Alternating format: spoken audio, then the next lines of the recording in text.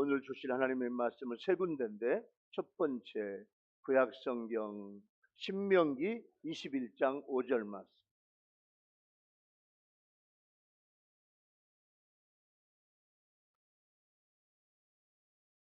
신명기 21장 5절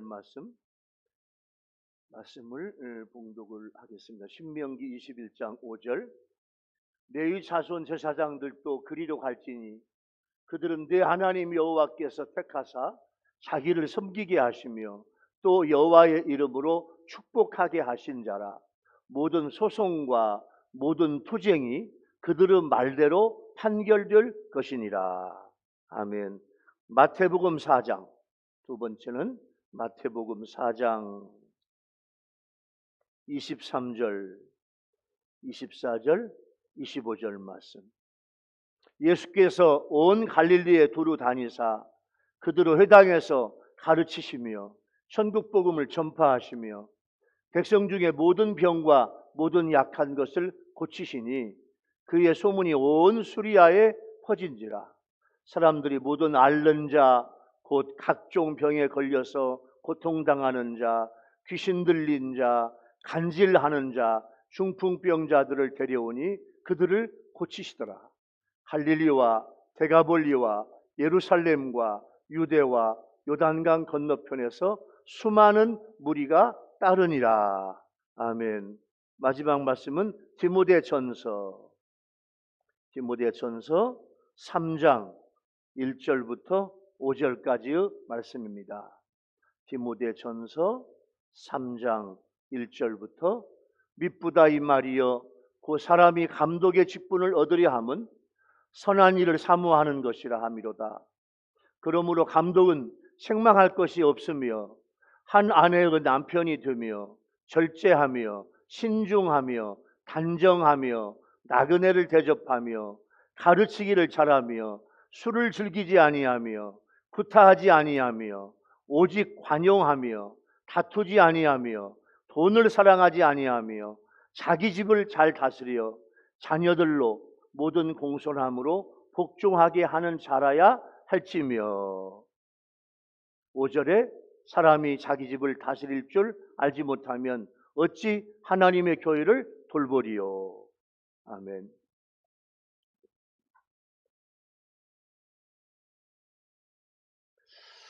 한 주간 동안 코로나 때문에 얼마나 수고 많으셨어요?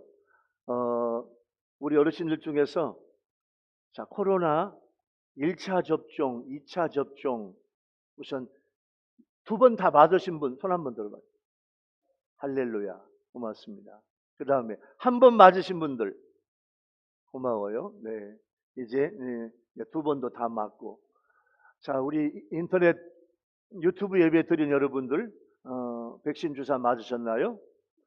지금 한국에는 이제 더 많은 분들이 백신을 맞고 있고 또 전 세계적으로 백신을 맞고 있는데 여러분 백신을 이제 안 맞겠다고 하는 분도 있는데 자꾸만 이것도 기도하면서 기쁨으로 맞읍시다. 할렐루야. 의학도 하나님이 도와주시는 지혜거든요. 우리의 지혜인데 하나님이 도와주셔요. 그래서 다 백신도 맞고 그 다음에 이제 코로나가 소멸되고 또 다시는 어떤 또 생기지 않도록 준비를 잘하고 또 그러면서 그 과정에서 우리가 더 마스크도 잘 쓰고 사람들 많은 데 가지 않고 소독도 잘하면서 하면 은혜롭게 잘 지나가게 될 줄로 믿습니다. 또 우리가 지금 뜨겁게 기도하고 있는데 소멸할 날이 속히 오게 될 줄로 믿습니다. 그때까지 여러분 무사히 잘 지내셔야 돼요.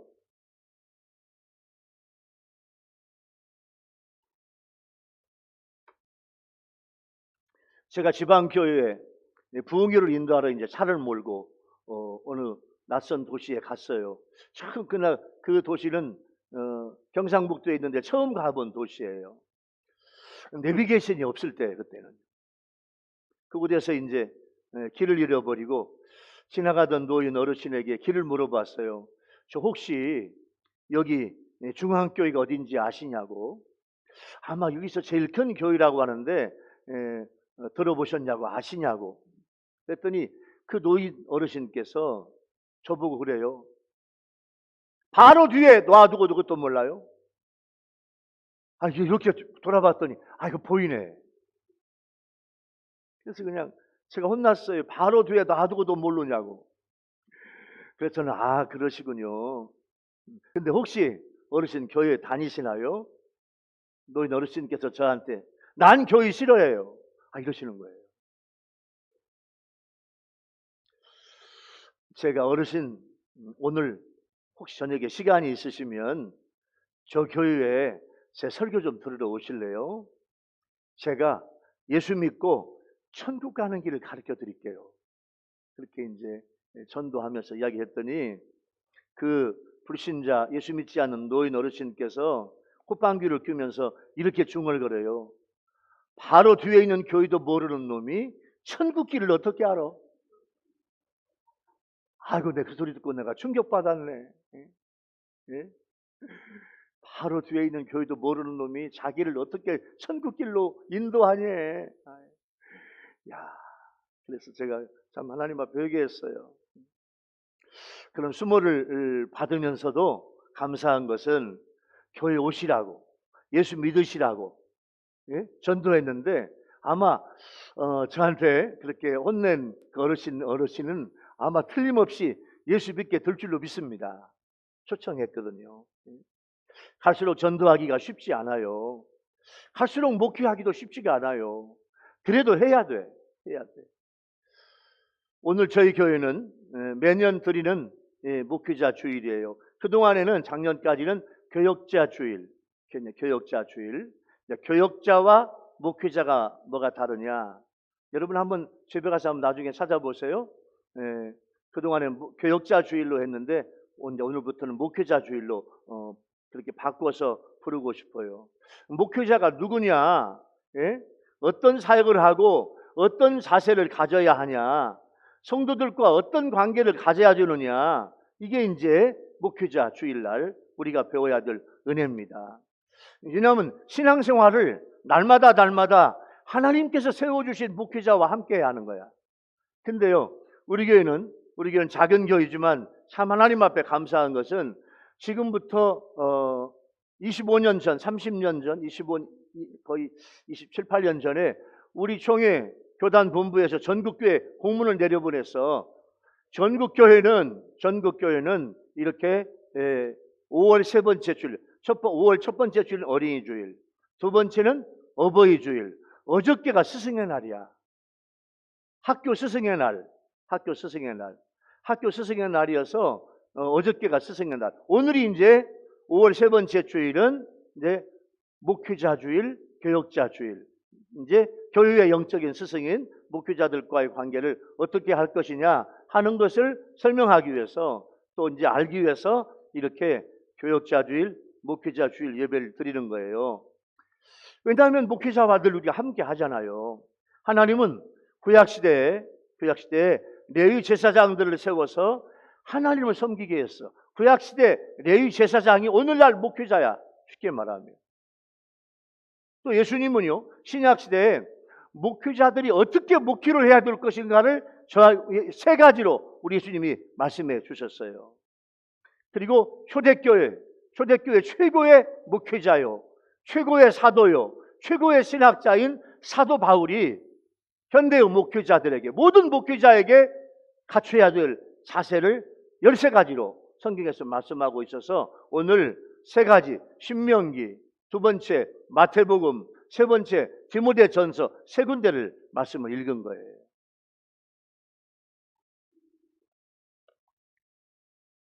오늘 목회자 주일날, 자, 우리 교회 목회자들이 하나님이 주신 특권이 뭐고 목회자의 사명이 무엇인지 이 말씀을 통해서 우리 목회자들이 은혜 받고, 할렐루야. 그리고 모든 성도들, 유튜브 성도들 여러분들이 오늘 이 말씀을 통해서 목회자와 새로운 영적 관계가 잘 이루어지기를 예수 이름으로 축원합니다. 할렐루야. 그래서 오늘 목회자의 사명과 자세. 자, 첫 번째 은혜의 주제는 뭐냐면 하나님께서 레위 제사장들에게 하나님이 주신 특권이 있어요. 세 가지가 있어요. 세 가지. 이 특권이 뭐냐? 여러분, 레위에 레위의 세 아들이 첫 번째 게르손, 두 번째 고핫, 세 번째 므라리, 이 세 가문이 있었는데 특별히 제사장 직분을 위해서 구별된 고핫 자손, 요 고핫 가문 자손을 말하는데 이스라엘의 초대 대제사장인 제1대 제사장인 아론이 바로 이 고핫 자손입니다. 레위 자손 제사장은 하나님께서 자기를 섬기도록 하나님이 선택하신 복을 받았어요. 여러분, 하나님의 선택을 받았다고 하는 것은 복 중에 복이에요. 그런데 목회자들만 하나님의 선택을 받은 것이 아니라 우리 장로님들, 우리 권사님들, 안수 집사님들, 우리 형제 자매, 모든 병신들, 여러분 하나하나가 다 하나님 앞에 선택함을 받았어. 할렐루야. 세상에 70억, 70몇억 인구 중에서 하나님이 여러분을 너는 내 아들이라고 내 딸이라고 하나님이 선택한 거예요. 그게 복이에요. 택한다. 하나님이 택했다. 히브리어 원어는 라카흐라는 말인데 이건 뭐냐면 하나님께서 취했다. 그리고 하나님이 데리고 오셨다. 이런 뜻이에요. 그러니까 하나님의 특별한 소유로 선택받은 자들이에요. 그래서 하나님은 12지파 중에서 많은 사람 중에서 레위인들을 선택하신 이유는 레위인들이 제사장 임무를 보좌하고 회막을 관리하고 회중들을 봉사하기 위해서 요 레위인들을 제사장으로 세웠어요. 그래서 레위인들은 이제는 자신의 삶이 아니야. 목회자들은요, 목회가 끝날 때까지 내 삶이 아니야. 성도들을 위한 삶, 교회를 위한 삶, 섬기는 삶. 우리 교육자들 왜 아멘 안 해요? 아멘? 내 삶이, 교역자로 이미 하나님 앞에 선택받으면 그때부터 내 삶이 아니야. 공인이고 교회를 위한 삶, 성도들을 위한 헌신의 삶을 사는 게 교역자의 길이에요. 하나님께서 레위 제사장들에게 주신 첫 번째 특권이 뭐냐면 신명기에 보면 하나님은 자기를 섬기게 하셨어. 섬기게 한다. 여러분, 하나님을 섬긴다는 건 뭐냐면 하나님 앞에 제사를 드리는 거예요. 하나님께 제사를 드리기 위해서는요, 먼저 레위 제사장들은 나 자신이 하나님 앞에 성결해야 돼. 내 자신이. 그리고 속죄의 제사를 통해서 이스라엘 백성들의 죄를 하나님 앞에 속함을 얻도록 만드는 것이 제사장의 임무예요. 이 특권이 오늘날 목회자들한테 주어졌는데 이게 뭐냐면 예배 집례를 하게 하신 거예요. 하나님이 가장 하나님이 기쁘게 받으시는 게 뭐냐면 예배야. 예배. 오늘 여러분들이 예배를 준비해야 돼. 예배.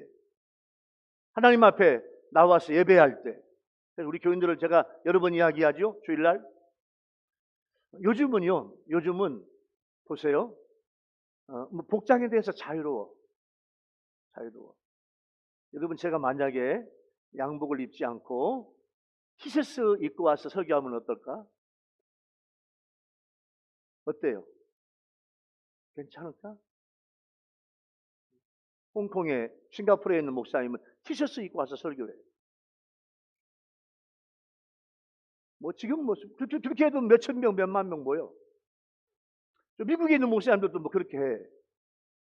그런데 저는 아직까지는 예배는 하나님 앞에 정장을 입자. 할렐루야. 저는 아직까지는 그런 생각이에요. 저만 정장 입지 말고 여러분들도 주일날은 좀 정장 입어줘. 왜냐? 그냥 나오는 거하고 내가 정장을 입고 하나님 앞에 나오는 거하고 내 삶의 모습이 달라져. 왜냐? 예배를 하나님 앞에 거룩하게, 하나님 앞에 멋있게 예배를 드려야 돼. 그 예배가 살아나야 돼. 그냥 아무 준비 없이 나오는 거하고 내 복장부터, 내 마음가짐부터 예배를 내가 만들어야 돼. 왜냐? 하나님은 예배를 기쁘시게 받으시는 거거든요. 그래서 하나님을 위해서 섬기게 한다. 예배는요, 하나님을 섬기는 거야. 그래서 예배는 영어로 worship 이런 의미도 있지만 예배가 영어로 서비스야. 서비스. 하나님을 위해서 내가 서비스하는 거야. 서비스하는 거야. 여러분, 여러분이 어디 이제 좋은 자리에 가면요, 참 정장을 하고 온 그런 서빙하는 분들이 그냥 정장을 입고 정중하게 커피도 따라드리고 여러분 잡수 음식을 그냥 쫙 갖다 놓고 그런 대우를 받는다고 해요. 그게 서비스를 내가 받는 거야. 하나님 앞에 예배는요. 어떻게 하면 내 몸과 마음과 정성, 자세를 모아서 하나님 앞에 예배를 잘 드리느냐, 그런 예배가 살아있는 예배가 될 줄로 믿습니다. 예배는 내가 세상과 구별된 신자로서 하나님 앞에 산 제사를 드리고, 내가 예배를 드리면서 하나님 앞에 회개하고, 내가 하나님 앞에 말씀을 듣고 구원받지 못한 내 이웃들에 대해서 깊은 그 영혼에 대해서 책임을 통감하고, 내가 이 예배를 드리면서 은혜 받고 복음 전파의 사명을 감당하겠다고 결단하고 실행하는 것이 예배입니다. 그러므로 모든 목회자들은 어떻게 하면 하나님께서 받으실 영광스러운 예배를 드릴 수 있을까? 생각하고 기획하고 심리하고 최전방에서 가장 예민한 하나님의 종이 목회자예요. 우리 김옥경 목사님은 목장 예배, 또 교인들을 영적으로 가르치는 그런 협동 목사님이셔요. 지금 목장 예배를 모일 수가 없잖아. 이제 곧 코로나가 끝나고 은혜로운 목장 예배, 일상적인 예배, 교회 학교 예배, 모든 예배가 다시 될 줄로 믿습니다. 우리 최 다니엘 전사님은 청년부 담당 목사님이 매주 어떻게 하면 청년들이 하나님 앞에 은혜롭게 예배 드리면서 말씀을 잘 가르칠 것이냐, 한 주간 동안 우리 김옥경 목사님 준비하고, 또 우리 경선 목사님은 어린이 교회 학교 중고등부를 위해서 말씀을 준비하고 영상을 준비하고 영상을 띄우고, 그렇게 우리 교육자들이 최선을 다하고 있어요. 이게 예배야, 예배. 하나님 앞에 어떤 예배를 드릴 수 있을까? 은혜로운 예배, 멋진 예배, 하나님이 받으실 예배. 그 중에서 가장 중요한 게 뭐냐면 설교야, 설교. 설교 속에는 캐리고마가 들어가 있어요. 복음이 들어있어야 돼. 하나님의 말씀이 들어있어야 돼. 그 말씀 속에 십자가 복음과 하나님의 사랑을 영성으로 잘 버무려서 준비해가지고 여러분들 입속에, 여러분들의 영 속에 말씀을 집어넣어 주는 거예요. 이게 설교예요.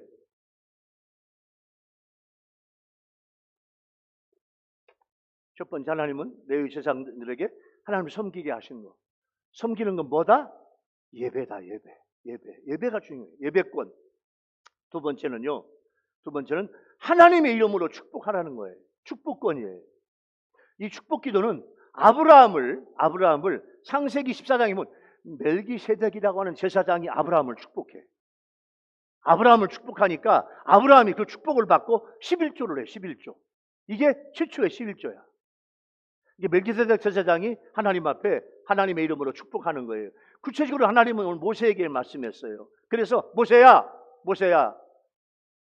아론 제사장들이 이스라엘 백성들을 축복해라. 축복하다라고 하는 바라크라는 이 히브리어 원어는 뭐냐면 무릎을 꿇어라, 하나님을 송축해라, 은혜로 복을 주어라. 하나 더 아멘 합시다. 풍성하게 하라. 이게 축복이에요. 이 축복을 하라는 거예요, 하나님께서. 그래서 예배권, 두 번째 축복권이에요. 민수기 6장 24절 보면 하나님께 이렇게 말씀해요. 여호와는 너에게 복을 주시고 너를 지키시기를 원하며, 여호와는 그의 얼굴을 내게 베푸사 은혜 베푸시기를 원하며, 여호와는 그 얼굴을 내게로 향하여 두사 평강 주시기를 원하노라 할지니라 하라. 할렐루야. 이렇게 축복하는 거래요. 이렇게 하나님이 축복하고 말씀을 주셨어. 이것을 마르틴 루터가 해석했는데 24절, 25절, 26절을 24절은 육신의 삶과 행복에 관한 축복, 25절은 영적인 삶과 영혼에 관한 축복, 26절은 영육 간의 모든 축복을 포함하는 것으로 사탄의 권세에 대한 최후 승리를 간구하는 내용으로 이 축복이 짜여져 있다. 이렇게 마르틴 루터가 해석을 했어요. 참 멋진 해석이에요. 그래서 매주 여러분 이 축복을 모든 성도들에게 선포하는 거예요. 여러분, 담임 목사의 축복권은요, 하나님이 주신 거룩하고 중요한 특권이에요. 여러분, 겸손하게 사모하며 이 축복을 받으셔야 돼요. 할렐루야. 사모하고 받아야 돼요. 기쁨으로 받아야 돼요. 세 번째는 모든 소송과 모든 투쟁이 그들은 말대로 판결될지니라, 이렇게 말씀하고 있어요. 이것은 목회자의 치리권이야. 치리권. 할 수만 있으면 이 세 번째 치리권은 선포되지 않고 은혜롭게 목회를 하는 것이 좋습니다. 저는 감사하게도 지금까지 제가 목사 안수 받은 지가 31년 됐는데요, 담임 목사 하면서 교회 목회하면서 소송과 투쟁에 의한 치리권을 한 번도 사용한 적이 없어요. 교회는 불미스러운 일이 없이 은혜롭게 돼야 돼. 요즘 많은 교회들이요, 자, 목회자와 당회가 갈등해, 당회와 재직회가 갈등해, 성도와 성도가 갈등해요. 서로 고발하고 고소하고 소송하고 투쟁하는 교회들이 얼마나 많은지 몰라. 이게 사탄마귀가 역사하는 거야.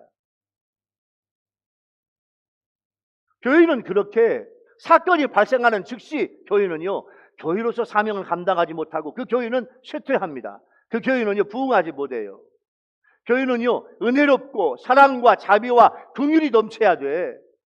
그래서 목회자들과 성도들이 서로 사랑하고 존경하며 성경적인 은혜의 관계가 돼야 돼. 여러분, 우리 교회가 그런 교회 만듭시다. 할렐루야. 교회는 은혜로워야 돼. 여러분, 대제사장의 예복이 있어. 예복. 여러분, 아론 대제사장이 입었던 이 가운을 에봇이라고 그래. 에봇. 스톨렌 혹은 에봇이라고도 하는데, 이게 뭐냐면 이 가운을 이 에봇을 입으면서 첫 번째 안에 속옷이 뭐냐면 성결의 속옷이야. 안에 속옷이. 옷 이름이 성결의 옷. 두 번째 그 다음에 생명의 옷 에봇 받침 겉옷이 있는데, 그 겉옷 받침에다가 뭘 다냐면 그 에봇 받침 겉옷 하단에 첫 번째 금방울을 달아. 두 번째 석류를 만들어 달아요. 조그맣게. 그래서 이 금방울의 금은 뭐냐면 믿음이에요. 이건 뭐냐면 밤낮 제사장은 믿음의 말을 하라는 거야. 믿음의 말. 그리고 석류는요, 제사장을 통해 생명을 살려야 하는데 구원받은 성도를 상징해요. 결국 대제사장의 옷 가장자리에 금방울과 석류를 단 것은 대제사장은 늘 믿음의 말을 하고 성도들을, 백성들을 구원해내는 삶을 살아야 한다는 거예요. 제가 이 말씀을 붙잡고 기도하다가 이스라엘에서 가지고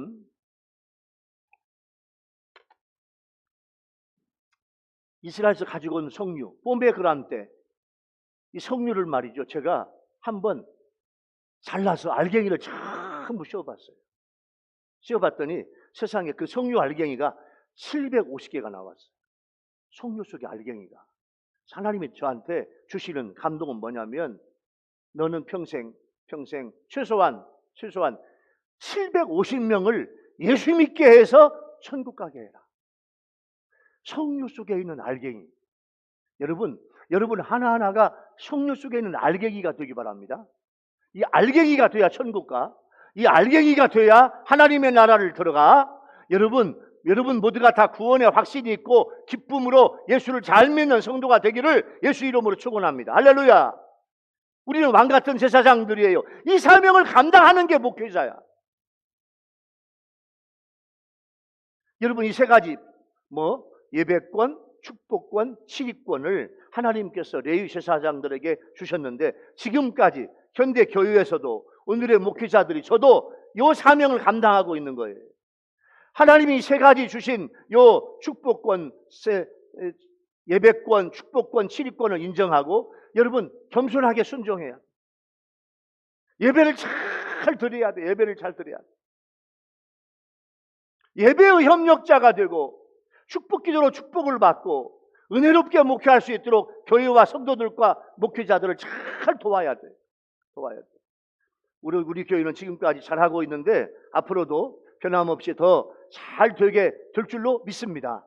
할렐루야. 은혜로운 교회.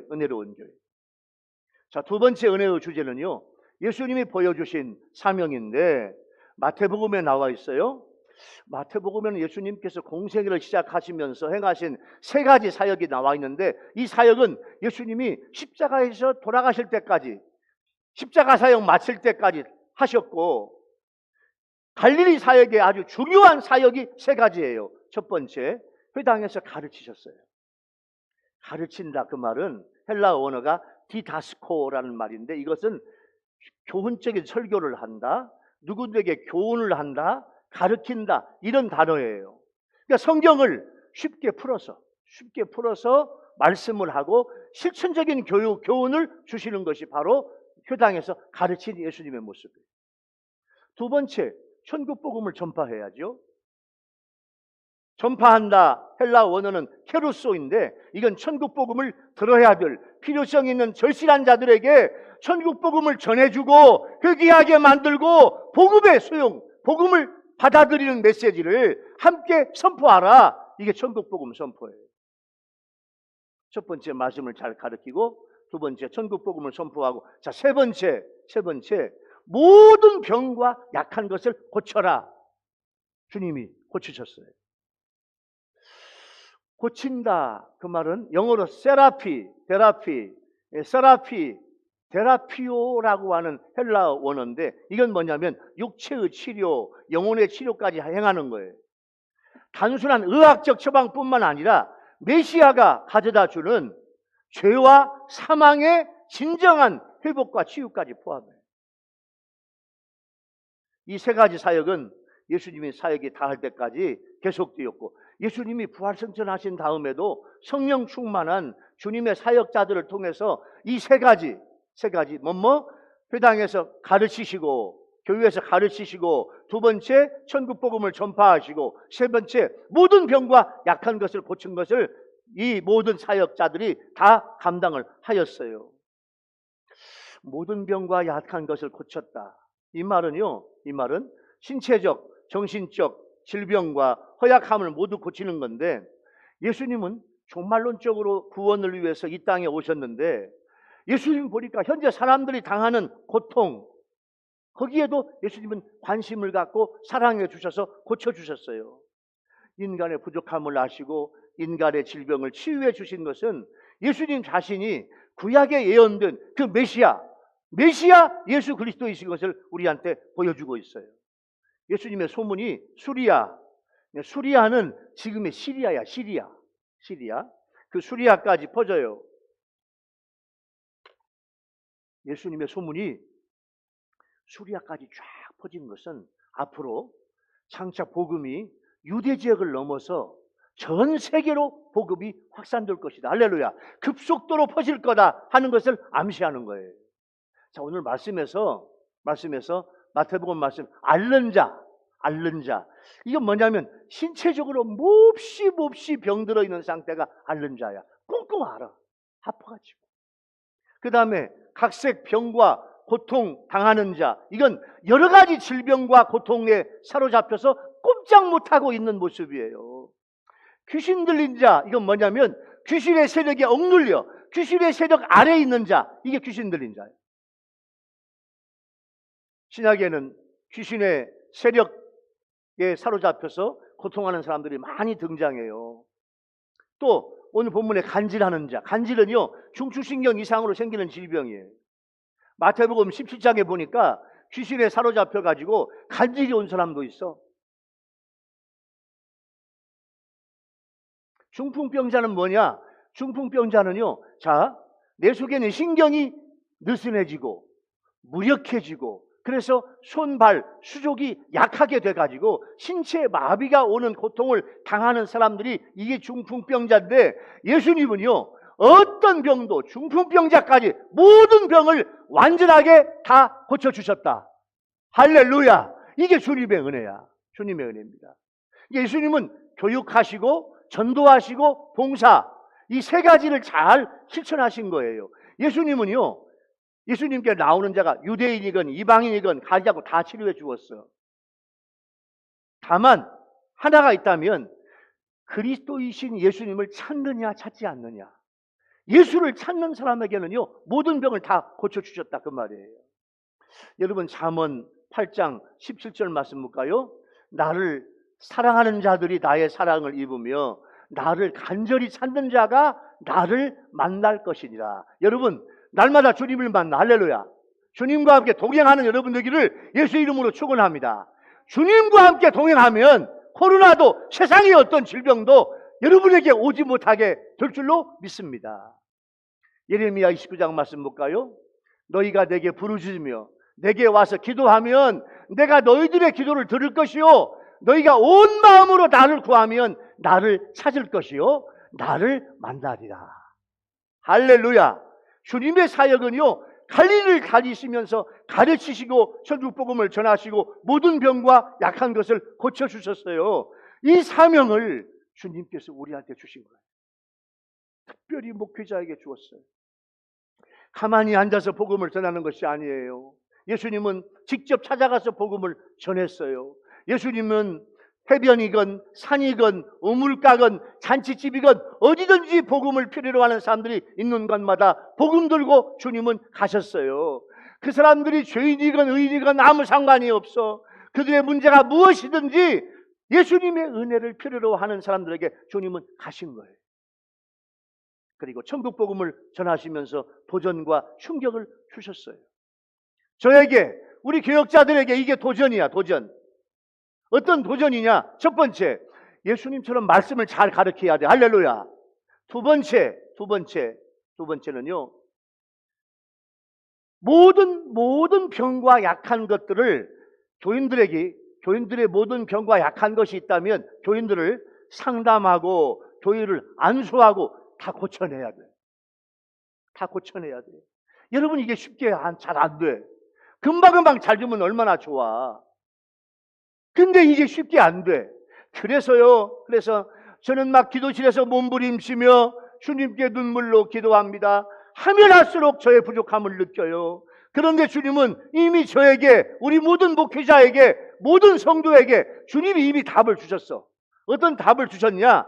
요한복음 14장 12절 말씀이야. 한번 볼까요? 요한복음 14장 12절. 내가 진실로 너에게 이르노니 나를 믿는 자는 내가 하는 일을 교도할 것이요 또한 그보다 큰 일도 하리니 이는 내가 아버지께로 감이라. 할렐루야. 주님이 이미 답을 주셨네. 영혼을 사랑으로 하면 된다는 거예요. 전 여러분들 영혼을 사랑하고, 여러분들이 어디 아프고 무슨 일이 생기면 저는 기도실에 가서 여러분들을 위해서 기도하고 중보 기도하고 눈물로 기도하고 하나님 앞에 부르짖어 기도하면 하나님의 놀라운 역사가 지금까지 나타나게 된 줄로 믿습니다. 여러분, 손양원 목사님 말씀 좀 드려볼까요? 손양원 목사님은 여수 애양원에 부임해가지고 사역을 시작하는데 나환자들의 막 피고름이 나는 손을 거침없이 막 잡고 대화하고 같이 막 하고 막 피고름도 막 같이 짜고 막 안 나오면 막 입으로 쪽쪽 빨아가지고 피고름을 빨았어요. 그러니까요, 나환자들이 세상에 저 젊은 사람이 무엇 때문에 우리 애양원에 와가지고 우리를 이토록 친절을 베푼 이유가 뭐냐? 의구심을 갖는 사람들이 막 생겼어요. 그런데요, 세월이 흐르면서 사람들은 손양원 목사님의 그 진심을 알게 되고 끊을 수 없는 사랑의 관계가 됐어요. 그래서 손 목사님과 은혜로운 관계가 돼요. 그래도 손 목사님의 손길을 거부하기가 마찬가지야. 왜냐? 혹시라도 우리 애양원 교회를 목회하는 목사님한테 나병이 옮길까 봐. 교인들이요, 조마조마해요. 예? 그런데 어느 날 손 목사님이 나병에 걸렸다는 소문이 돌았어. 그때 손 목사님은 이렇게 이야기해요. 차라리 내가 나병에 걸렸으면 너무너무 좋겠다. 내가 나병에 걸리면 나한테 가까이 오지 말라며 뒷걸음치는 환자도 없을 것 아니냐. 그렇게까지 말했어요. 이건 뭐냐면 나병 환자의 영혼을 사랑해서 그 나병을, 문둥병을 기도로 낫게 하려고 애쓰는데 안 나. 그러니까 그 목사님은요, 거기서 그 속에서 목회하며 나환자들과 함께 사신 거예요. 이게 훌륭한 모습이고, 이런 자세가 우리 목회자들이 가져야 될 자세예요. 그래도 저와 우리는 이 사역을 감당해야 합니다. 지금은 만인 제사장 시대예요. 말씀을 가르치고 천국 복음을 전하고 모든 병을 예수 이름으로 치료해야 돼. 그래서요, 저는 더 주님 앞에 무릎 꿇고 기도하며, 주님이 은혜를 주옵소서, 이은정을 주옵소서, 이 은사를 주옵소서. 전 너무너무 부족해서 날마다 새벽마다 주님께 그 큰 은사와 은혜 주시라고 날마다 간구하고 있는 거예요. 여러분, 저와 여러분, 우리 모두는 이 세 가지 사명을 주님께 받았습니다. 첫 번째, 말씀을 잘 가르쳐라. 두 번째, 천국 복음을 전파하라. 세 번째, 어떤 병과 고통에 걸린 자라도 누구 이름으로? 예수 이름으로, 나사렛 예수의 이름으로 선포해서 교인들의 아픔과 병을 치료하라. 그거예요. 부족함을 느끼지만 날마다 하나님, 우리 성도들의 아픔을 치유하도록 도전하고 기도하고 간구하고 있어요. 여러분, 이 믿음을 갖는 여러분 되기를 예수 이름으로 축원합니다. 세 번째 주시는 은혜의 주제는 뭐냐면, 사도 바울이요, 목회자의 자세를 우리한테 강조하고 있어요. 사도 바울은 13가지로 강조하고 있는데, 책망할 것이 없어야 돼. 이건 뭐냐면 흠잡을 것이 없는 상태가 돼야 돼. 목회자는 정식적인 결혼을 하고 한 아내의 남편이 돼야 돼요. 절제할 줄 알아야 돼. 감정을 비롯해서 세상의 많은 욕망을 제어하는 삶의 자세가 있어야 돼. 신중해야 돼. 모든 일에 있어서 신중하고 단정하며, 그 말은 행동이 선하고 무리하지 않는 태도가 단정한 거예요.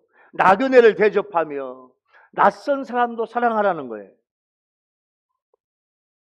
얼마 전에 전화가 왔어.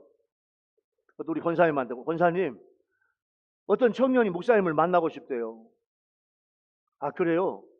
그러면 이제 저한테 저하고 통화를 하게 했더니, 그 선생님, 저를 만나지 않고 우리 권사님이 청년부 담당 교역자가 있으니까 청년부 담당 전수사님하고 이제 연결을 시켜주었더니요, 우리 전수사님이 그 형제를 만나가지고 다 들어보니까 돈 달래야.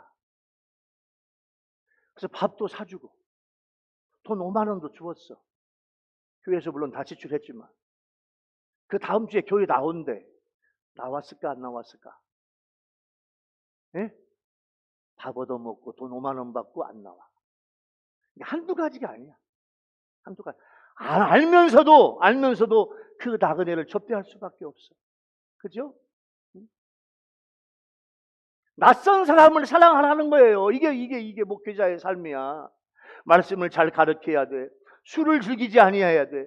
기독교 진리를 잘 가르치는 것은 술하고 상극이에요. 술은 이성과 판단력을 둔하고 흐리게 해서 품위에 손상을 주는 행동을 초래하고, 경건을 중시하는 교회의 영성 때문에 술을 즐기면 안 돼요.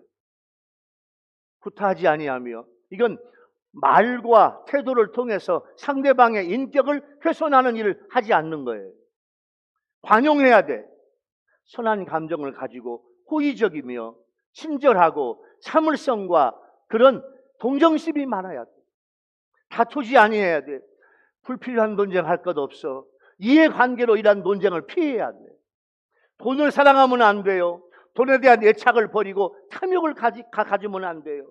마지막, 자기 집을 잘 다스려 자녀들이 모두 공손하게 복종해야 돼. 이게 감독의 가정이고 감독의 자세예요. 베드로전서 5장 2절 말씀 볼까요? 너희 중에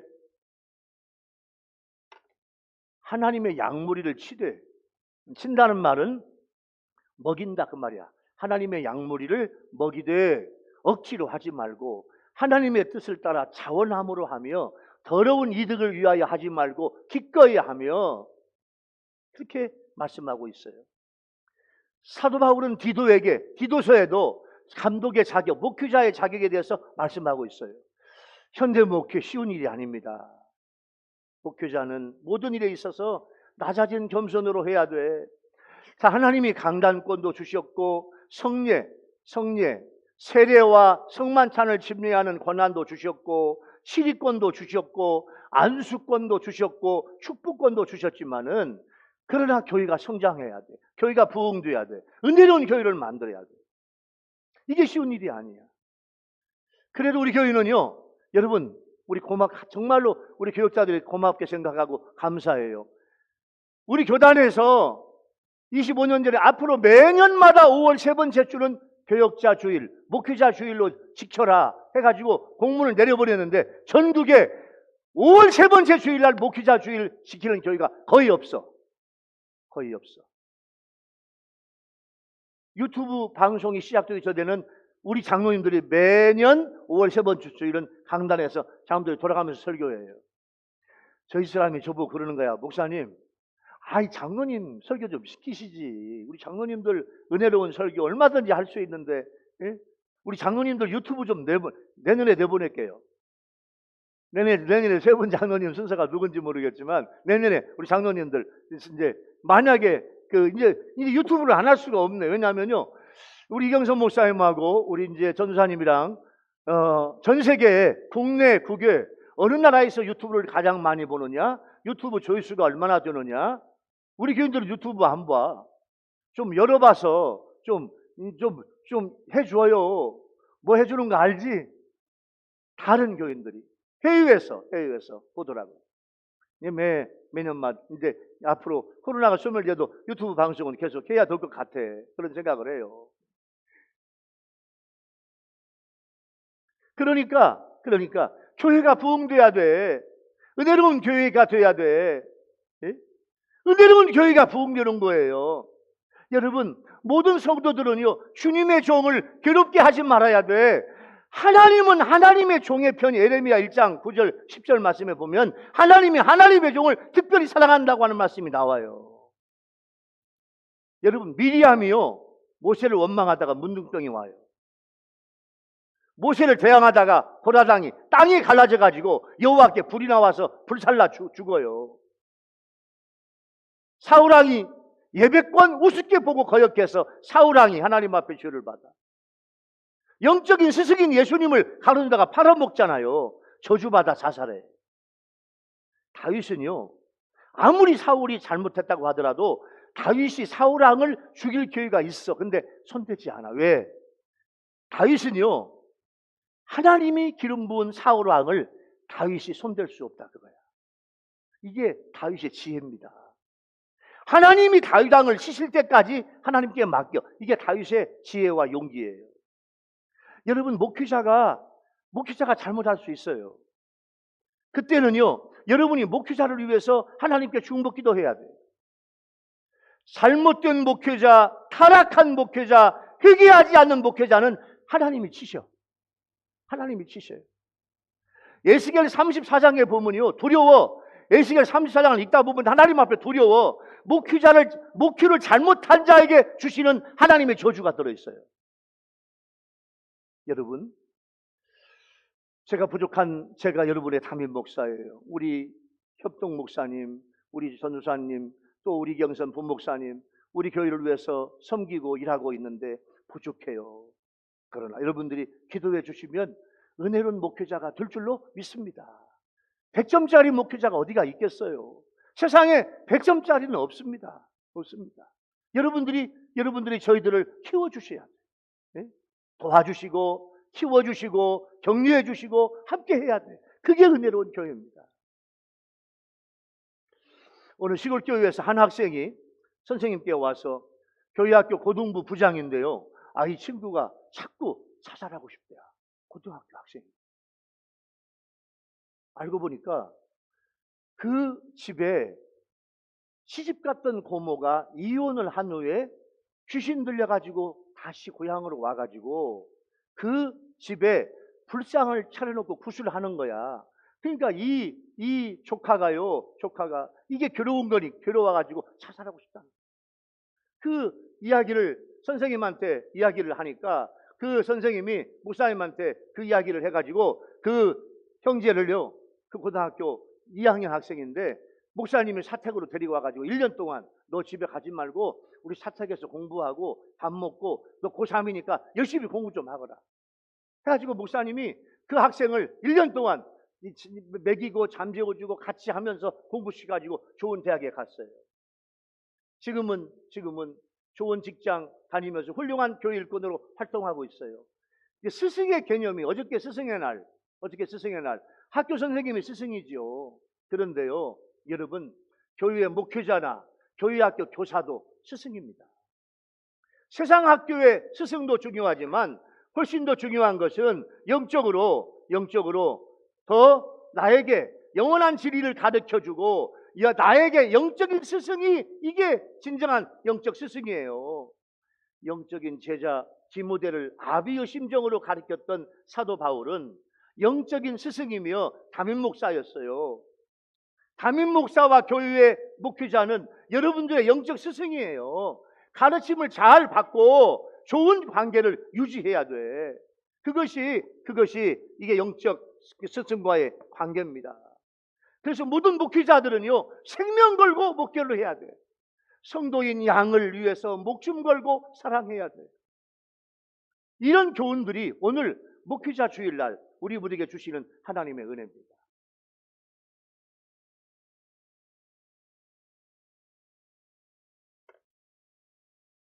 사도 바울이 목회자를 위해서 13가지를 강조했는데, 여러분, 세 번째 말씀을 적용해 볼까요?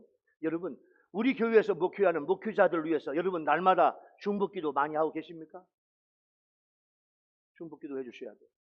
여러분이 목회자들 위해서 중보기도 많이 해주셔야 돼요. 완벽한 목회자는 이 세상에 없습니다. 부족한 목회자라고 해도 주의 사랑으로 사랑하고 중보하면 하나님이 좋은 목회자로 만들어 주실 줄로 믿습니다. 세상에서 아무리 잘 되어도 담임 목사와 좋은 관계가 되지 못하면 여러분 인생은 실패한 거예요. 여러분의 담임 목사, 여러분의 이름을 알고 성격을 알고 품성을 알고 가정을 알고 여러분을 위해서 기도하는 담임 목사와 좋은 관계가 되지 않으면 여러분 인생 실패한 거예요. 그만큼 담임 목사와 여러분의 관계가 중요해요. 그래서 여러분들은 오늘 목회자 주일날 목회자들과 좋은 은혜로운 관계가 돼야 돼요. 전 너무 부족한 목사예요. 저는 날마다 새벽마다 하나님 앞에 울고 불고 기도하는 연약한 목사예요. 제가 너무 부족해서 그래요.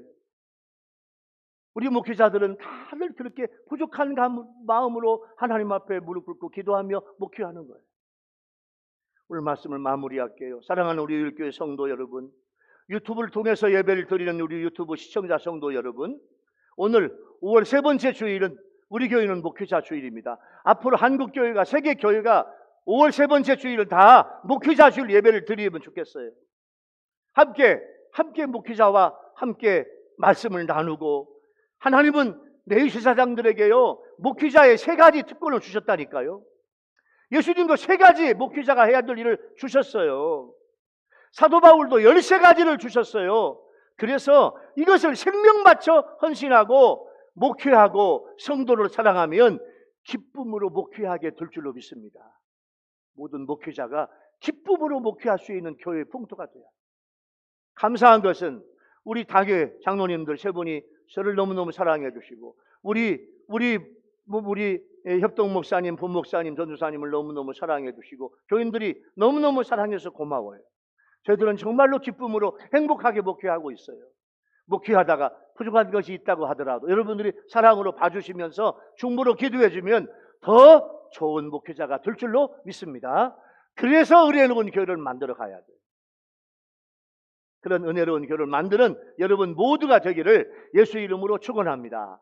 할렐루야. 기도하겠습니다. 하나님 아버지 감사합니다. 오늘 목회자 주일날 하나님 목회자의 사명과 자세, 이 말씀을 주시니 감사합니다. 하나님께서 내유제사장들에게 3가지 특권, 예배권, 축복권, 시리권을 주셨고, 예수님께서 3가지의 사명을 주셨는데 말씀을 잘 가르치고 천국 복음을 전하게 하옵소서. 어떤 병과 고통에 걸린 성도를 예수 이름으로, 나사렛 예수님의 이름으로 치유시키는 목회자들이 되게 하여 주옵소서.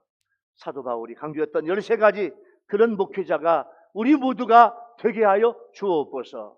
예수님의 이름으로 간절히 기도하옵나이다. 아멘. 찬송가 320장 오늘